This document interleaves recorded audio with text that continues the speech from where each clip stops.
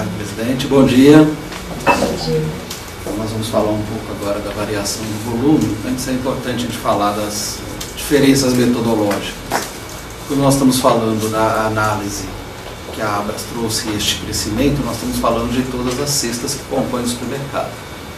O que nós estamos trazendo aqui é as categorias de alto giro dentro dos supermercados. Então isso faz uma diferença significativa, porque nós estamos falando do comportamento do consumidor em categorias específicas e não analisando o setor como um todo. Que tem categorias que nós sabemos que o consumidor está migrando o consumo, está sofisticando e vai passar pelo não alimentar e outros produtos não considerados nessa metodologia que nós trazemos. O que é importante aqui? Alguns fatos que nós temos. A gente tem ali, quando a gente olha para bebidas alcoólicas, uma estabilidade, 0,8 dentro de uma metodologia estatística, a gente considera uma estabilidade da cesta como um todo, e essa estabilidade é muito puxada por cerveja. Então, nós tivemos um volume de cerveja que ficou estável ao longo do ano, menos 0,8. Mas, por outro lado, foi uma cesta que a gente vê em bebidas não alcoólicas, um crescimento de 1,7%. Basicamente em produtos muito relacionados aí, como suco pronto para consumo, que é algo que o consumidor tem buscado e migrado bastante. São tendências que se mantêm aí, claro, ao longo do ano. Limpeza, também nós estamos falando de uma outra cesta que cresce. Uma característica importante com a melhoria de renda, ela cresce associado ao conceito aí de praticidade. Então nós estamos falando de produtos de maior valor agregado que estão dentro das cestas e que contribuem para um consumo diferenciado. As pessoas vão migrando aí o consumo. E é claro, como o Brasil tem suas peculiaridades em cada região, a melhoria do salário mínimo reflete isso. Nós também vamos ter produtos básicos que algumas famílias vão melhorando o acesso ao longo do tempo. A gente fala em melhoria de salário mínimo, basicamente nós estamos falando de pessoas que conseguem aí melhorar o consumo também no básico. Mercearia, a gente fala numa estabilidade, a gente demonstra aí uma estabilidade. E perecíveis também teve um impacto aí de alguma coisa de preço ao longo desse tempo que contribuiu neste ano também. Quando nós olhamos para os formatos, claro, a variação é a mesma de 0,6 do Autosserviço Brasil.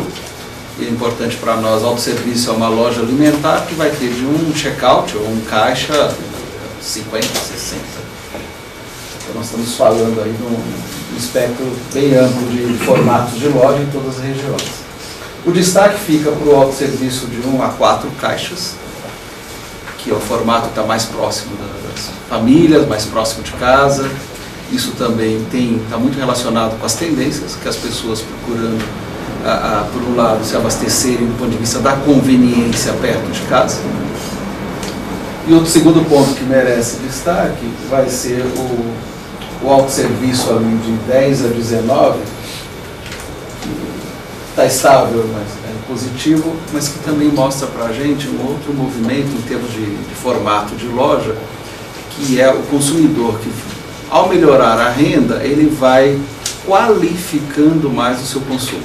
E qualificando, ele procura lojas que vão ter um sortimento que seja um pouco mais amplo. Então, lojas com sortimento mais amplo que vai em encontro de outras necessidades. Claro que a gente vê esse pequeno varejo também, esse pequeno supermercado, adaptando o seu mix para atender. Então hoje a gente vai, que a gente chama de embaçamento dos formatos ou dos canais, a gente vai numa loja pequena e já vê uma categoria, inúmeras categorias de produtos que antes a gente não encontrava. Então tem sim uma mudança, a melhoria de renda, uma condição de pleno emprego, praticamente, que nós estamos vivendo, vai mudando o perfil do consumo.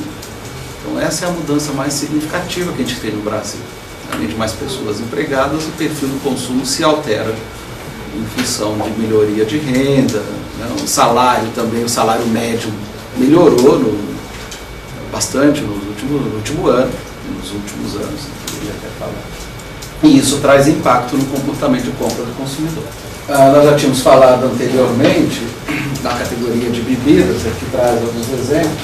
Enquanto nós falamos de uma cesta total que cresce, fica estável em 0,6, menos 0,6, nós falamos de suco de fruta para consumo com um crescimento de 15%. Isso é expressivo e demonstra claramente este consumidor que está buscando a praticidade como produto importante, nós já abordamos isso aqui em uma outra oportunidade. E o segundo aspecto, um conceito que está para ele, que está ligado à saudabilidade, que é uma preocupação que ele tem bastante. A segunda categoria traz sim o conceito da praticidade, que é o sabão e detergente para roupa.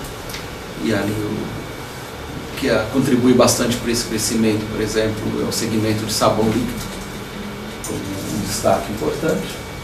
Aí nós vamos ter água mineral como positivo, o bolo industrializado ali, embora tenha uma taxa de representatividade, mas crescendo bastante, mas é a porção individual para poder levar como lanche para a escola, como lanche para pessoas comendo no trânsito, no caminho, enfim. Então essas são mudanças importantes no comportamento de compra do consumidor. E essa sofisticação, por exemplo, passa inclusive por maior consumo de uísque também, que embora no total das cestas represente pouco, está lá na outra ponta do que nós falamos da qualificação do consumo. Então são mudanças importantes que a gente observa no comportamento do brasileiro.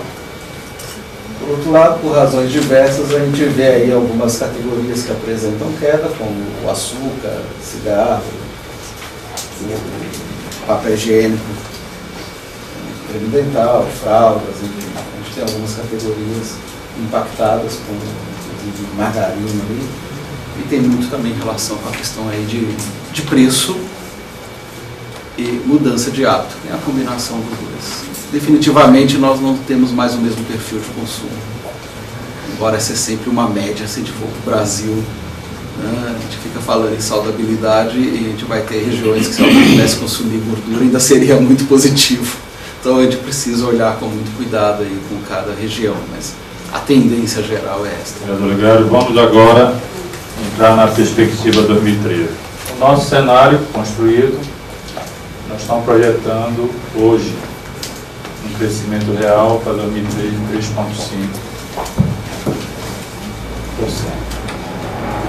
Então, em relação às mesmas razões que nós crescemos em 2012, a mesma razão leva também a projetar esse número.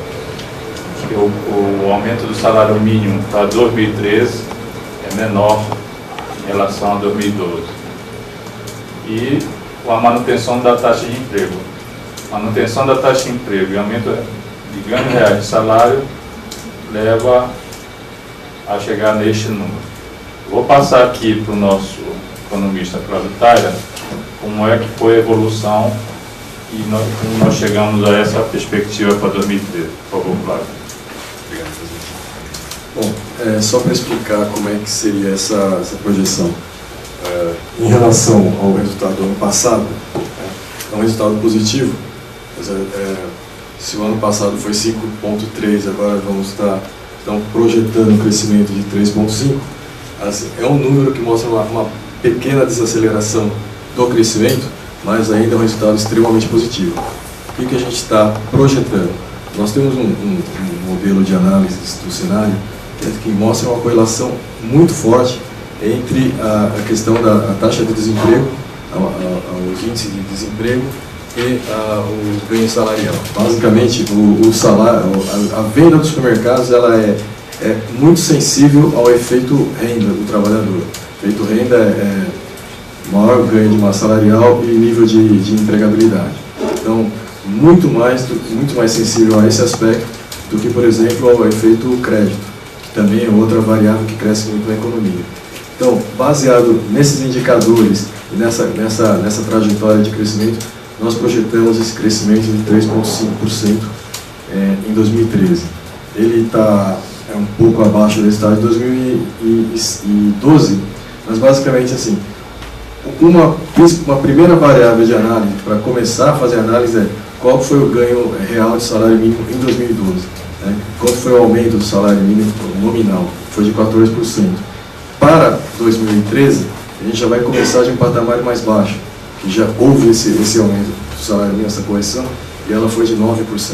Então, já a partir daí, a gente começa a vislumbrar uma mudança de patamar um pouco menor, um pouco mais baixa. E somar-se a isso, como já vinha adiantando, a projeção de taxa de desemprego para esse ano em média, em torno de 5,5%. Ainda vai se manter no mesmo patamar de 2012. É um patamar extremamente baixo na análise histórica, e a gente não se imagina que vai abaixar ainda mais do que esse resultado. Então a gente propõe, nosso modelo prevê essa taxa de crescimento de 3,5%. No ano passado nós iniciamos o ano projetando 4% em cima dessas mesmas variáveis, e era uma taxa também um pouco conservadora, digamos. Na verdade, o resultado do ano foi até melhor. Quem acompanhou as coletivas do ano passado percebe. Em meados do ano a gente fez uma revisão em cima desse modelo, e aí acabamos jogando um pouco para cima, para 5%, que foi o que encerrou o ano. Então a nossa projeção inicial é essa de 3,5%, e imagina-se que deva-se, as projeções todas do setor de serviços e mesmo do PIB estão em torno de 3,5% a 4% por enquanto. Então a gente imagina, acho que para começo, com os dados disponíveis, é esse o cenário que se apresenta, essa projeção de 3,5%. Obrigado.